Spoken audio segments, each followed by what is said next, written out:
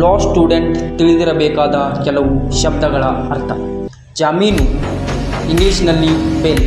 ಜಾಮೀನು ಎಂದರೆ ನ್ಯಾಯಾಲಯದಲ್ಲಿ ಪ್ರಕರಣ ನಡೆಯುತ್ತಿರುವ ಸಮಯದಲ್ಲಿ ಜೈಲಿನಿಂದ ತಾತ್ಕಾಲಿಕವಾಗಿ ದೊರೆಯುವ ಸ್ವಾತಂತ್ರ್ಯ. ವ್ಯಕ್ತಿಗೆ ಮನೆಗೆ ಹೋಗಲು ಅನುಮತಿ ಇರುತ್ತದೆ, ಆದರೆ ನ್ಯಾಯಾಲಯ ಕರೆ ಮಾಡಿದಾಗ ಮತ್ತೆ ಹಾಜರಾಗಬೇಕು. ಇದು ಶಾಶ್ವತ ಸ್ವಾತಂತ್ರ್ಯ ಅಲ್ಲ. ಎರಡನೆಯದು FIR, ಮೊದಲ ಮಾಹಿತಿ ವರದಿ.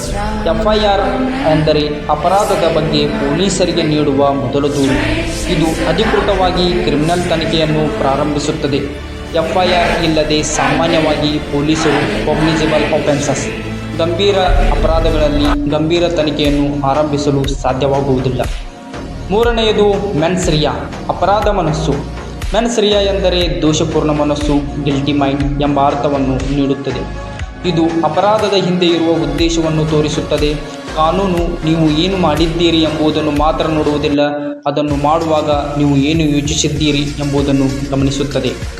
ನಾಲ್ಕನೆಯದು ಮಾನಹಾನಿ, ಡಿಫಾಮೇಷನ್. ಮಾನಹಾನಿ ಎಂದರೆ ಯಾರೋ ಒಬ್ಬರ ಬಗ್ಗೆ ಸುಳ್ಳು ಮಾಹಿತಿಯನ್ನು ಹರಡಿ ಅವರ ಗೌರವಕ್ಕೆ ಹಾನಿ ಮಾಡುವುದು.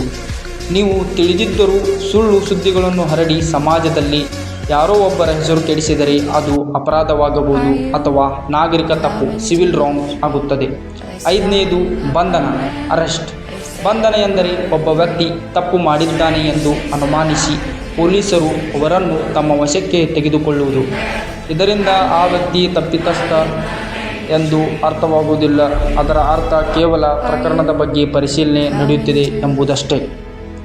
ಆರನೆಯದು ವಾರಂಟ್.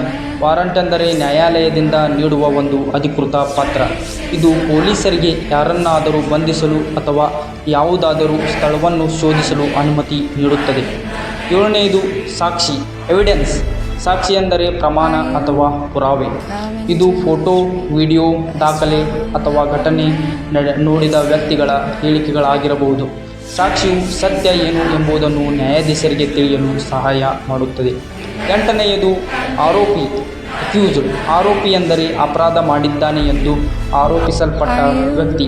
ಅವರು ನಿಜವಾಗಿಯೂ ತಪ್ಪಿತಸ್ಥರೇ ಅಥವಾ ಇಲ್ಲವೇ ಎಂಬುದನ್ನು ನ್ಯಾಯಾಲಯವೇ ನಿರ್ಧರಿಸುತ್ತದೆ. ಒಂಬತ್ತನೆಯದು ನ್ಯಾಯಾಧೀಶರು, ಜಡ್ಜ್. ನ್ಯಾಯಾಧೀಶ ಎಂದರೆ ನ್ಯಾಯಾಲಯದಲ್ಲೇ ಎರಡು ಪಕ್ಷಗಳ ಮಾತುಗಳನ್ನು ಕೇಳಿ ಅಂತಿಮ ತೀರ್ಮಾನವನ್ನು ನೀಡುವ ವ್ಯಕ್ತಿ. ಹತ್ತನೆಯದು